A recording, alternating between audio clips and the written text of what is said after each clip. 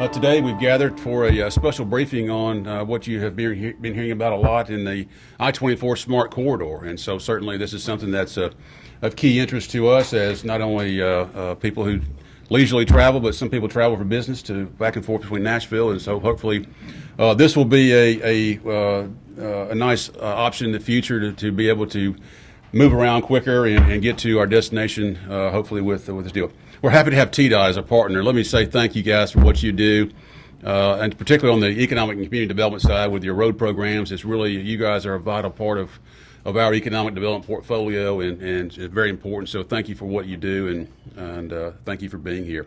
So without further ado, I'm going to introduce Michelle Nickerson. She's going to be giving our presentation today, or at least be leading it. Her bio, just real quick, she's a Civil Engineering Manager 1. It's in the headquarters in the engineering office. She's been with TDOT, the traffic division, for almost 16 years.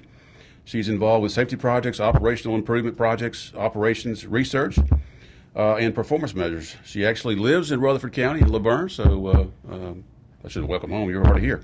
And she certainly understands, as a traveler to Nashville back and forth, the importance of Smart Corridor. So with that, we'll have a presentation, and I think we'll have opportunity for questions and answers later on. So with that, Michelle, I'll turn it over to you. Thank you. So I'm here to talk about the I-24 Smart Corridor, which is from I-24 from Murfreesboro to Nashville at 440. So here's a map of the corridor. It is I-24 and State Route 1, which is Murfreesboro Road in Nashville, Lowry and Smyrna, and Broad down in Murfreesboro. So we just call it State Route 1 because it's that the whole way. And then all of the State Route connectors and Medical Center Parkway, which is not a state route, and Waldron Road, which is also not a state route. This project was divided up into 3 phases. Phase 1 and 2 are under construction, and Phase 3 is in design. And this is a project to do what we call an Integrated Corridor Management project, which is abbreviated ICM, so you'll hear me say ICM a whole lot. It includes a lane control system, which I'll get into what that is.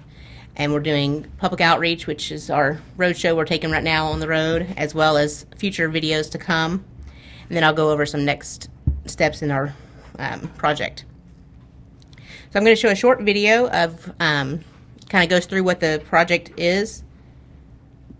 Interstate 24 is getting smarter. The Smart Corridor project between Rutherford and Davidson counties is underway. The multi-phase, non-traditional construction will pair Interstate 24 with State Route 1, using physical, technological, and operational resources to improve mobility. Some work is not only visible now, it's functional. On I-24, ramps have been extended, giving motorists more space to accelerate or decelerate when entering or exiting the interstate. Emergency pull-offs have been added, giving motorists a safe space to leave the roadway to address any urgent issues while traveling. And roadside dynamic message signs have been installed, giving motorists more information on current travel conditions. Other work is less visible, but equally effective. Dedicated short-range communication radios have been deployed, which will contribute to the overall communication between the system and drivers. Signal systems have also been upgraded to improve signal timing along State Route 1, where traffic movements are already showing progress. The current improvements are only the first phase. In the coming months, gantry systems will be constructed along the interstate. These overhead structures will support the signs that will alert motorists to speed, lane, or merge conditions in the final setup. In the next couple years, the corridor will see additional upgrades, both seen and unseen, that will provide motorists with a safer, more efficient, and more reliable commute in the miles between Murfreesboro and Nashville. For more information on the I-24 Smart Corridor, visit the project website. And that website is on TDOT's website. If you don't have the link, or if you just Google it, you can probably find it that way as well.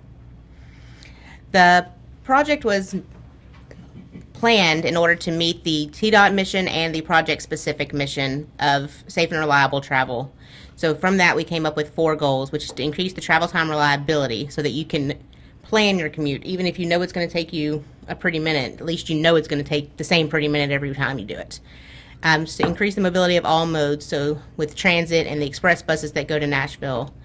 To reduce the concentration of crashes, so especially those secondary crashes. If we can clear those first crashes quicker, we can reduce the chances of having secondary crashes. And with the emergency pull-offs, if we can get cars off of the white line, we have less chances of those cars getting hit getting hit while they're parked there. And then also to develop our agency coordination with the locals along the corridor. There are 4 cities along this corridor, and each city operates their own signals. So this was to kind of bring it all together so we can operate it as a full system as opposed to just each city doing its own system. So the congestion on I-24 is made up of different components. The largest of those is bottlenecks, so we're hoping to try to address that with some of our ramp extensions. And those are the reoccurring congestion that you just see every day with the number of cars trying to get on an on-ramp, you know, being so heavy, trying to merge in. So that's that bottleneck. But then there's 27% which are related to the incidents. So again, if we can reduce those incidents, that's 27% of your congestion, you know, could be chunked down. And we have some crash data from 2018, 19, and for 2020 through August for I-24 corridor and State Route 1.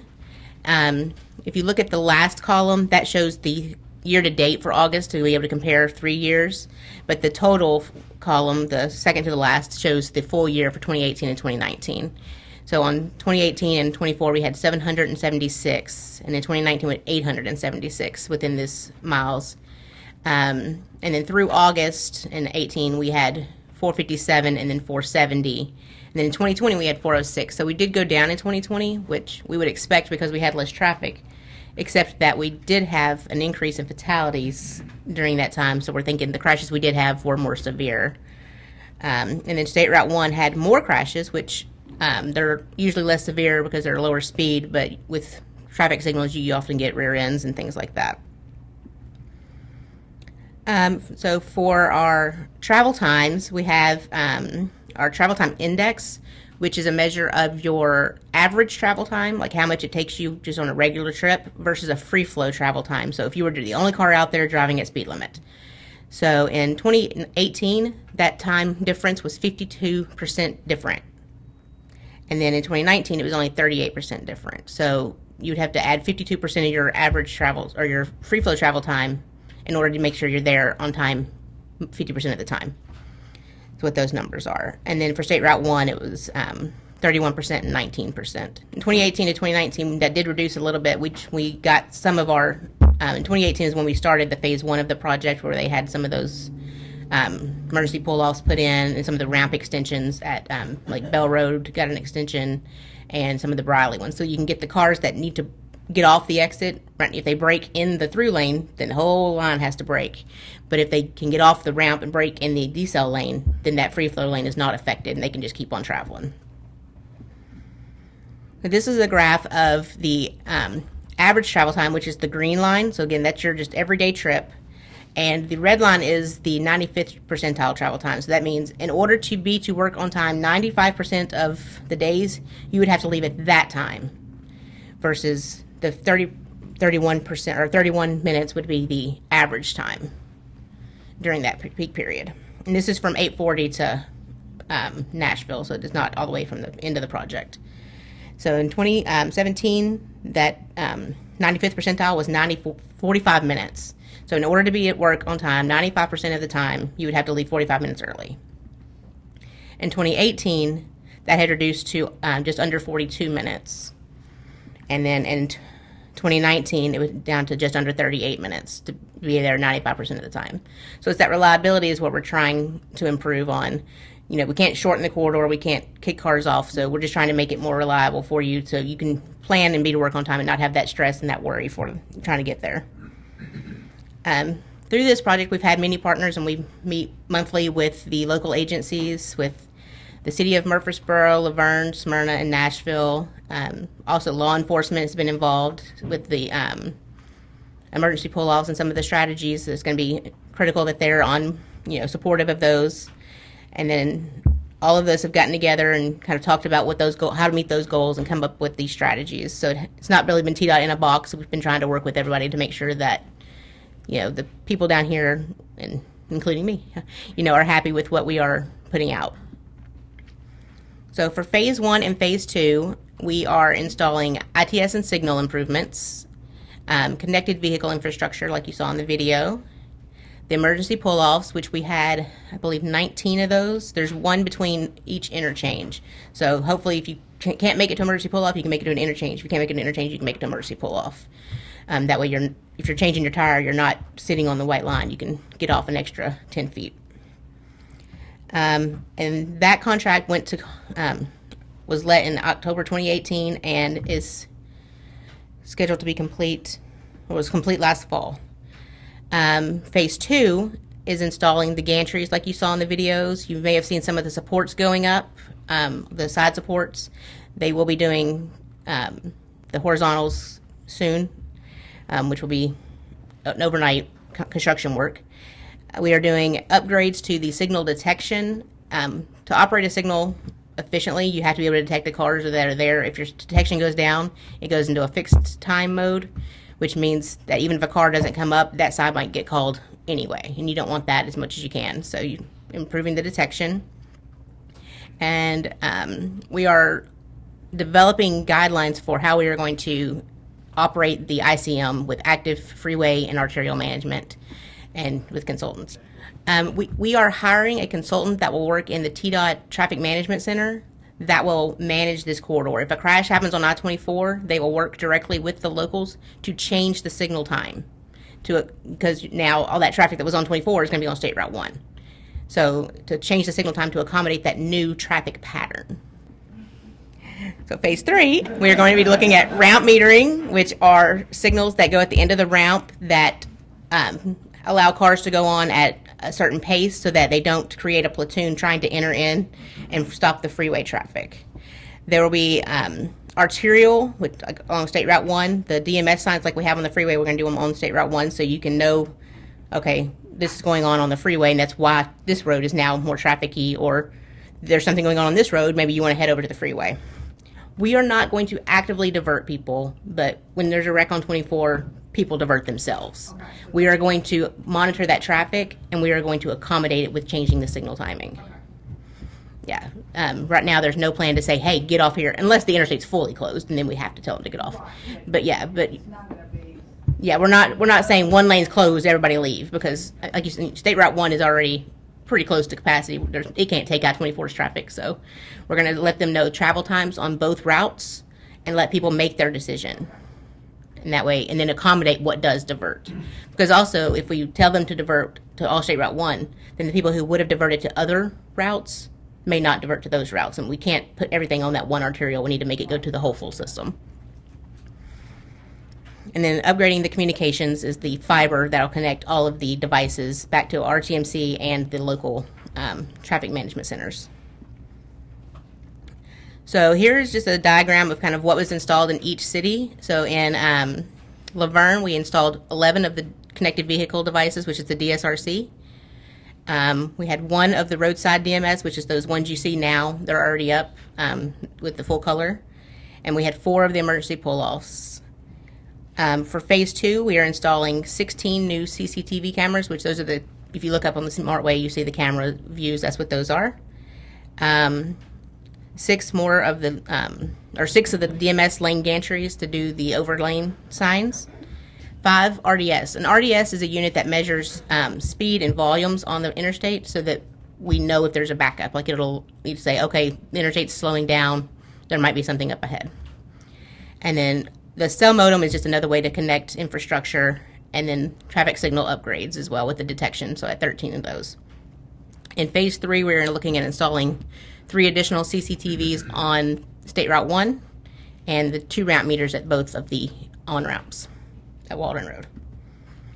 So in Smyrna, we'll have 29 of the connected vehicle infrastructure, 8 of the roadside DMS, 4 of the emergency pull-offs, and in phase 2, we have 10 of additional cameras, 15 gantries will be going in, and this is both directions, and then 20 additional RDS units. And the RDS units will help us, again, identify what the traveling speed is so we can identify where those slowdowns are.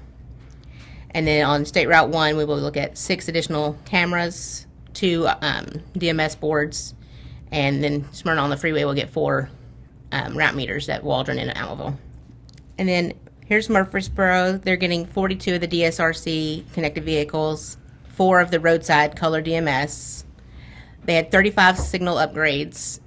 They're getting 4 arterial DMS. Those were actually on 840 it was it was a state route when we started, and now it's an interstate. So, and then in phase 3 we have 7 additional CCTV cameras going on the arterials, and then 2 additional roadside DMS signs. And the route meters on this one we're not doing route meters in Murfreesboro, south of Smyrna, because the traffic doesn't warrant it. Here's the overall project schedule. Again, phase 1 was in October of 18 through middle 2021. Phase 2 is currently under construction and is scheduled to be complete in the spring of 2023. And phase 3 is in design with a projected letting of early 2023. And here's the overall project schedule. Again, it has the construction at the top, but then those other things are us developing those operational and guidelines of how the person in that traffic management centers are going to, what they're going to do when they see that crash happen, who are they going to call, and just developing all those guidelines. So we recognize with these additional devices that there comes needs for TDOT to learn new things, as well as the local agencies. So we are working with them on training on these new devices, such as the DSRC and how to use that software. And then with the new signals and what's called the Syntrack software is how you operate those signals from the single location and how to do that, because that's new to some of the cities. And again, this is the list of all the things that we're providing training on, and a lot of that comes with the purchase of these devices.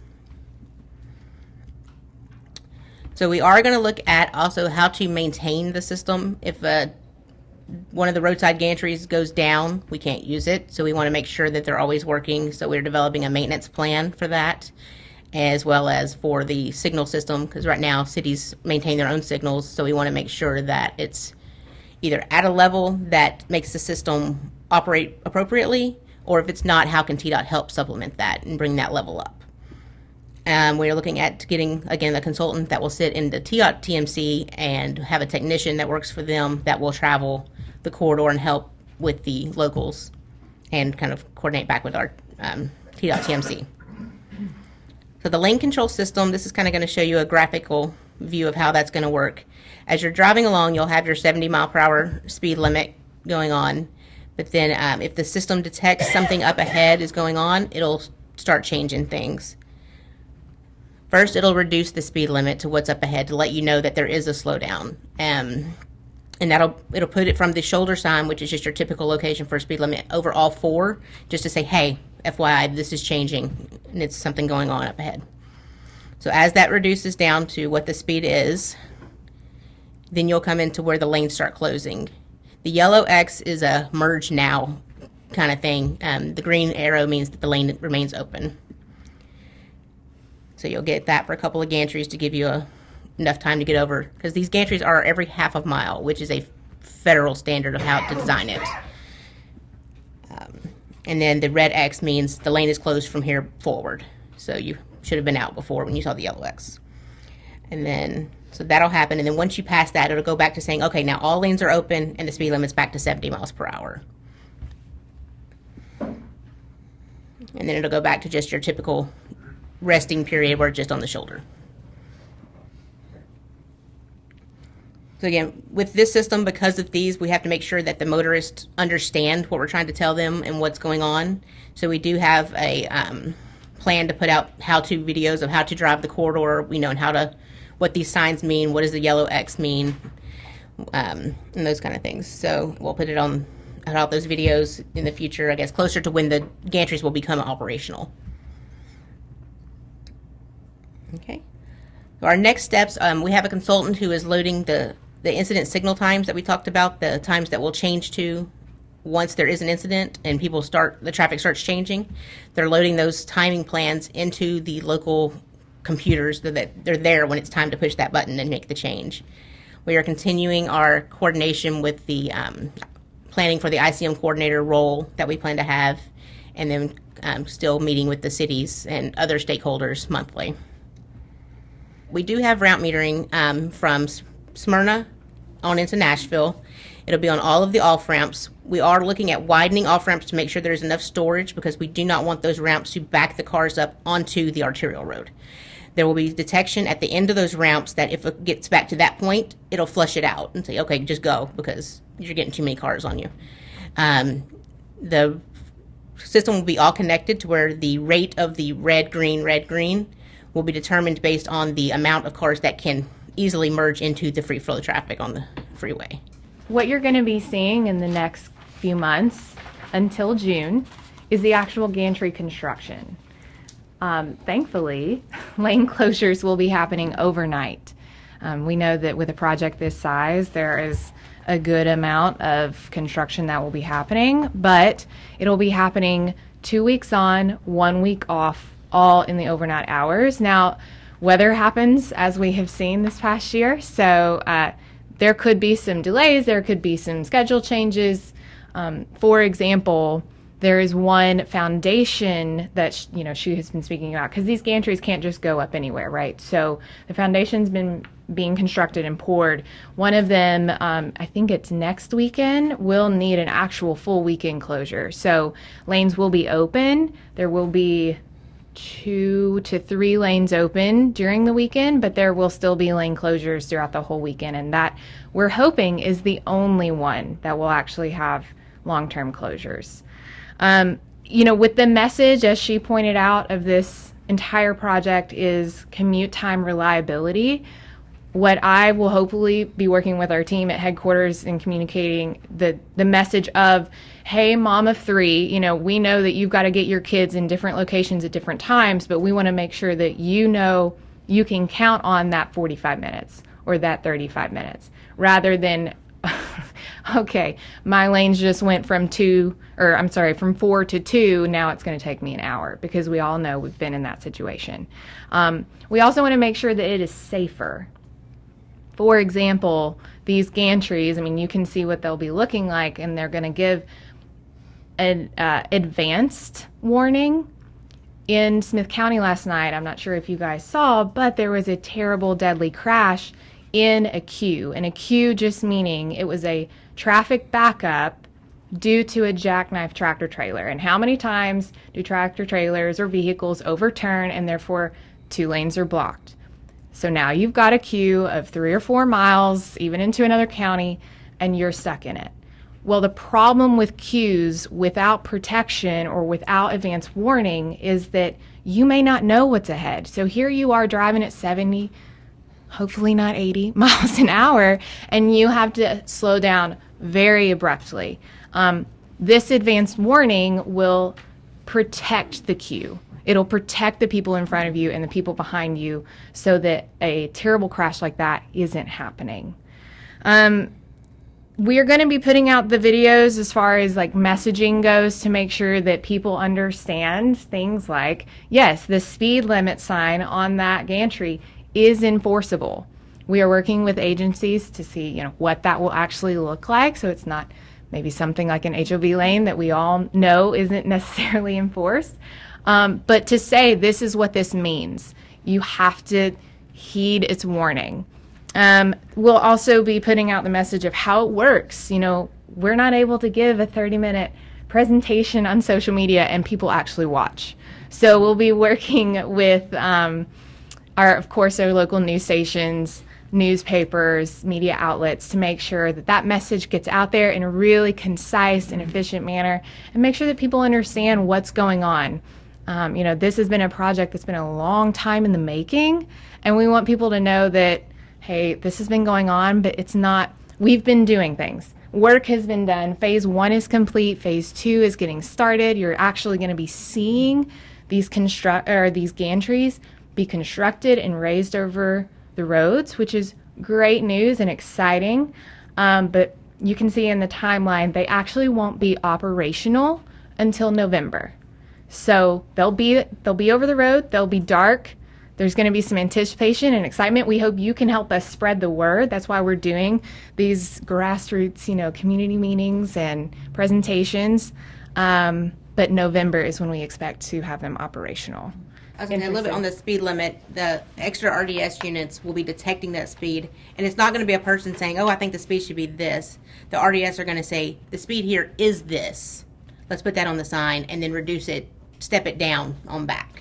And when she says RDS, Sorry. No, it's good. Those are the things, the sensors, the technology that, on Google or Waze or Apple Maps, it shows the red line. So, we see a red line when we check the map and we're like, oh, that's heavy traffic. Oh, it's standstill. Great. The RDS is what does that. That allows our tech to put that on the maps and say, okay, there's standstill traffic here, and the actual speed limit's that.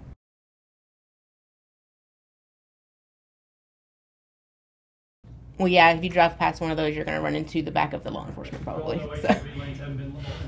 Well, the red X's are going to be if the lane is blocked, like by something. So, yeah, it's informational. So, but I mean, yeah. So, yeah, if you drive through it, you're going to be in the incident. No, we're not just closing the lane because we want you to be in the other lanes. Yeah, it's to tell you that the lane is closed because something's happening.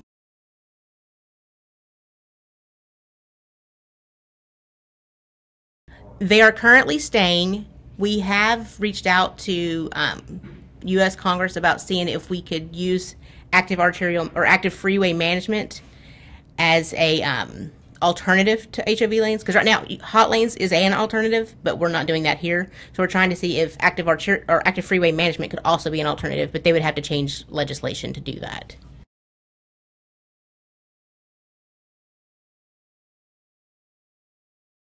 Smyrna just got a traffic center. Murfreesboro's been kind of operating theirs for a while. Nashville just now got approved for a grant to build theirs up to where they will have their own kind of traffic management center and people sitting there. And by being able to have all these signals all connected now on the same system, they can make tweaks from that just day to day. Like if there's an incident on Waldron Road, that's not a state route, so TDOT, may not see it right away. So Laverne could then adjust the signal at Waldron and State Route 1 and just do that. They would have that capability. And then we have recently, or prior to COVID, implemented signal timing upgrades throughout the corridor. They just updated them. They hadn't been updated in a while in some of the places. So you should be flowing through there a little bit better, a little bit better green bands and things. Yes, the same speed limit would be on all 4 lanes. There are some states like Oregon, I think, that will change the HOV speed limit can be different, but usually those are barrier separated, so that makes it possible to do that. But ours will all be the same across the thing. The only reason we're putting them on the 4 gantries is to kind of be like, oh, this changed. We don't want just change one sign and you may not notice it. But if you see all of a sudden now you've got 4 up there, you're okay, it changed. But it's kind of like if you put something through a funnel. If you tried to pour something through a funnel, if you just dump it all in there, it stays there and just kind of slowly trickles through. But if you pour slowly, it kind of just keeps going through. That's the kind of, example that they kind of show. But again, if it starts backing up, we have to just flush it because we don't want to affect the arterial and back that up. So you don't have 6 cars trying to merge into traffic at once, and these cars are now trying to move over to let them on. You have 1 car that can fill the gap. And it does it every 2 to 3 seconds. It's just to kind of put those gaps in there. There'll be, at the end of each ramp, there'll be a detector that says, okay, the cars are backing up to this point. Let more cars out.